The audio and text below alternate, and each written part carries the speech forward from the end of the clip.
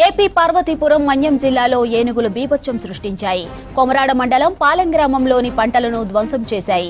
ఇక సత్యనారాయణ అనే రైతుకు చెందిన పామాయిల్ తోటలోని 70కు పైగా మొక్కలను పీకేశాయి. కర్బూజా తోటలను నాశనం చేశాయి. అంది వచ్చిన పంటలను కళ్ల ముందే నాశనం అవుతూ ఉండటంతో రైతులు ఆవేదన వ్యక్తం చేస్తున్నారు. ఇక అధికారులు స్పందించి పంటలకు నష్టపరిహారం ఇవ్వాలని కోరుతున్నారు.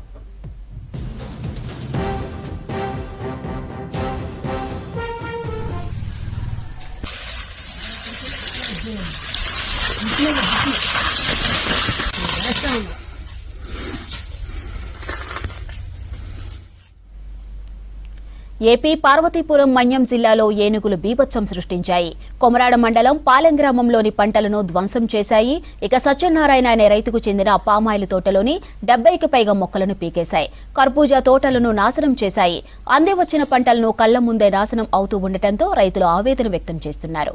ఇక అధికారులు స్పందించి పంటలకు నష్టపరిహారం ఇవ్వాలని కోరుతున్నారు.